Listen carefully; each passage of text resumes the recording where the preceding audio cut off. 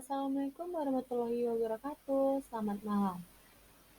Kami dari kelompok 4 ingin menampilkan video pembelajaran yang berjudul tentang peran perencanaan dalam pembangunan. Di sini kami beranggotakan saya sendiri Angel Steviana, lalu ada Alfikri Ansari, Delia Alfionita, Karina Fernanda Mareta, Rizkaryani, dan Fiana Nurwidi Ramadhani. Yang pertama yaitu hakikat perencanaan pembangunan. Konsep-konsep dasar. Perencanaan ekonomi diartikan sebagai upaya-upaya yang dilakukan secara sengaja oleh pemerintah untuk mengkoordinasikan segenap proses pembuatan keputusan ekonomi dalam jangka panjang. Lalu, perencanaan di negara-negara berkembang yang menganut sistem perekonomian campuran. Sistem perekonomian campuran ini adalah sistem yang mengakui dan menerapkan fungsi pasar serta perencanaan negara secara sekaligus.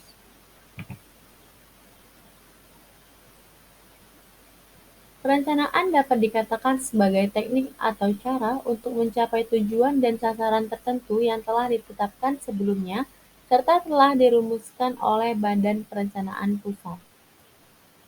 Tujuan perencanaan ekonomi adalah mengadakan suatu perekonomian nasional yang diatur, yang direncanakan tujuannya dan jalannya.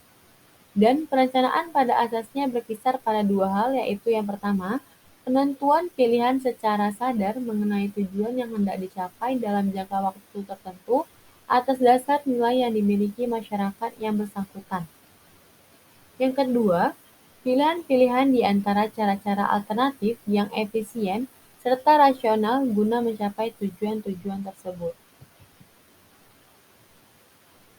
Lalu di sini ada ciri-ciri suatu perencanaan pembangunan. Yang pertama yaitu usaha yang dicerminkan dalam rencana untuk mencapai perkembangan sosial ekonomi yang mantap. Hal ini dicerminkan dalam usaha pertumbuhan ekonomi yang positif. 2. Usaha yang dicerminkan dalam rencana untuk meningkatkan pendapatan per kapita. 3. Usaha untuk mengadakan perubahan struktur ekonomi. Hal ini seringkali disebut sebagai usaha diversifikasi ekonomi. 4. Usaha perluasan kesempatan kerja. 5. Usaha pemerataan pembangunan, sering disebut sebagai distributive justice. 6. Usaha pembinaan lembaga-lembaga ekonomi masyarakat yang lebih menunjang kegiatan-kegiatan pembangunan. 7. Usaha secara terus-menerus menjaga stabilitas ekonomi. Setiap perencanaan pembangunan harus mengandung unsur-unsur pokok sebagai berikut. 1. Kebijakan dasar atau strategi dasar rencana pembangunan. Unsur ini merupakan dasar dari seluruh rencana yang kemudian dituangkan dalam unsur-unsur pokok perencanaan pembangunan lainnya. 2. Adanya kerangka kerja makro. Dalam kerangka ini dihubungkan berbagai variabel-variabel pembangunan serta implikasi hubungan tersebut.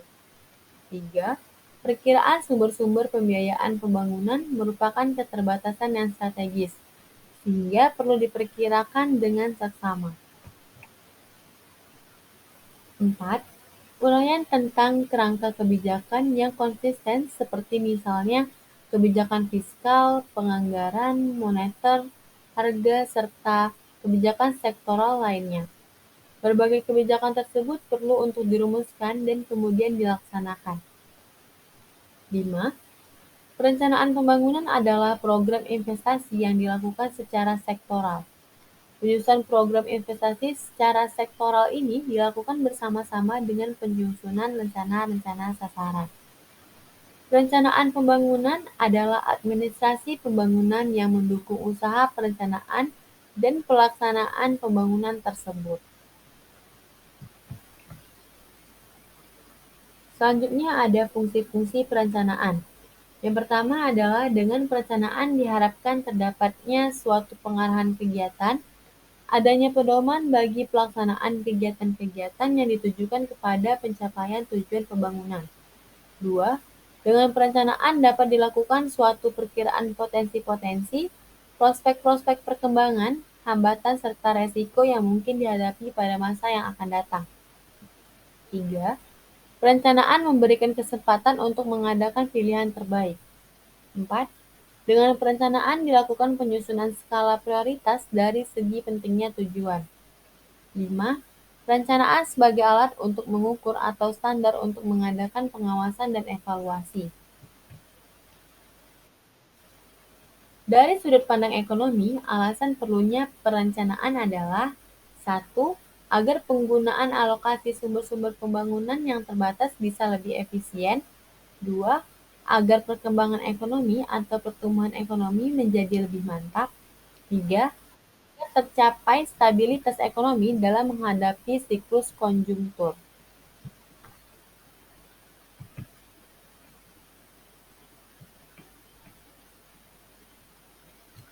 Proses perencanaan ekonomi melalui beberapa tahap dan masing-masing tahap sudah ditentukan dahulu apa yang ingin dicapai pada setiap tahap tersebut.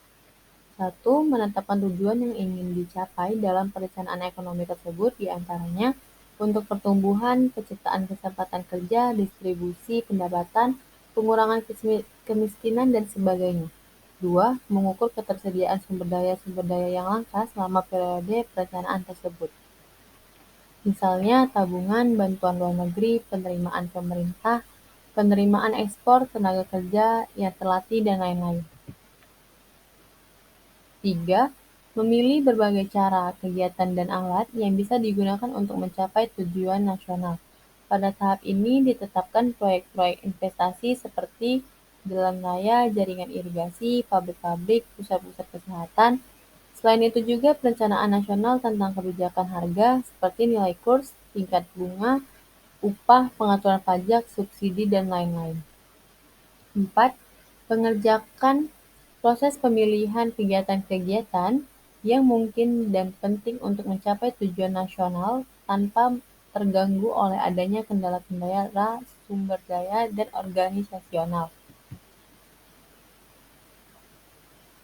Logika perencanaan pembangunan.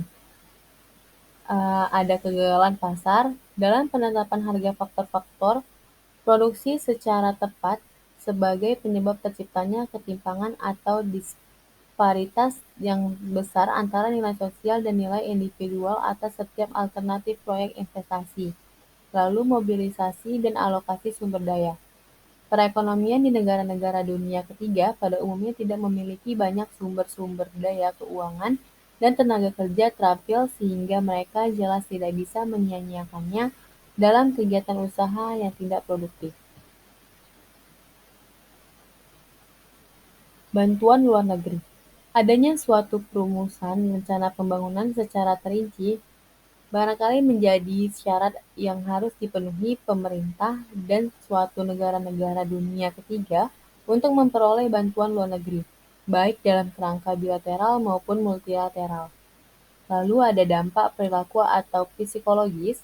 Bentuk perencanaan pembangunan yang spesifik dapat menimbulkan dampak-dampak perilaku atau psikologis terhadap penduduk dan negara yang bersangkutan. Selanjutnya, krisis perencanaan. Masalah pelaksanaan dan kegagalan perencanaan.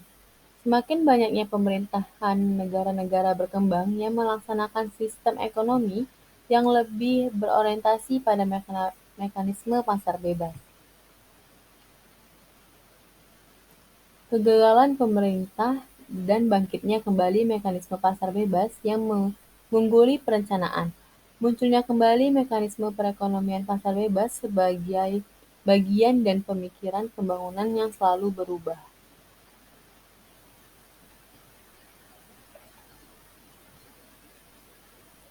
Ekonomi pasar. Prasyarat sosiokultural dan syarat-syarat ekonomi, peranan dan keterbatasan pasar di negara-negara berkembang. Ekonomi politik pembangunan, teori formulasi dan reformasi kebijakan. Jika suatu rezim tertentu tidak dapat diandalkan untuk melaksanakan proses pembangunan secara kompeten dan jujur, rezim tersebut akhirnya akan dipaksa untuk melakukannya karena tekanan politis yang semakin besar, atau rezim tersebut akan kehilangan kekuasaannya, mungkin melalui pemilihan umum atau dengan cara lain. Syarat-syarat keberhasilan suatu perencanaan. Yang pertama yaitu Komisi Perencanaan. Sebagai badan pelaksana perencanaan yang terorganisir dengan tepat. 2. Data statistik. Perencanaan yang baik membutuhkan analisis yang menyeluruh tentang potensi sumber daya yang dimiliki beserta kekurangannya. 3. Tujuan. Perencanaan harus menetapkan tujuan yang hendak dicapai. 4. Penetapan sasaran dan prioritas.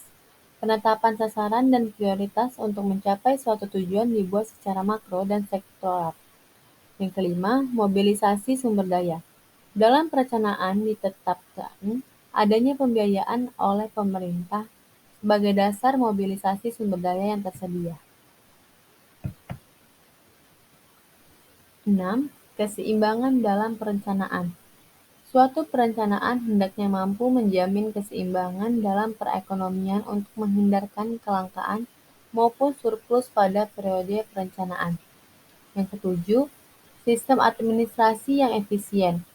Administrasi yang baik dan efisien dan tidak korup adalah syarat mutlak keberhasilan suatu perencanaan. 8. Kebijakan pembangunan yang tepat. Pemerintah harus menetapkan kebijakan pembangunan yang tepat demi berhasilnya rencana pembangunan dan untuk menghindari kesulitan yang mungkin timbul dalam proses pelaksanaannya. 9. Administrasi yang ekonomis. Setiap usaha harus dibuat berdampak ekonomis dalam administrasi, khususnya dalam pengembangan bagian-bagian departemen dan pemerintah. 10. Dasar pendidikan. Administrasi yang bersih dan efisien memerlukan dasar pendidikan yang kuat. Perencanaan yang berhasil harus memperhatikan standar moral dan etika masyarakat. 11. Teori konsumsi. Salah satu syarat penting dalam perencanaan pembangunan modern adalah bahwa perencanaan tersebut harus dilandasi oleh teori hukum. Oleh teori konsumsi. Yang 12. Dukungan masyarakat. Dukungan masyarakat merupakan faktor penting bagi keberhasilan suatu perencanaan di dalam suatu negara yang demokratis. Baik, sekian video pembelajaran dari kami. Selebih dan kurang mohon maaf. Terima kasih.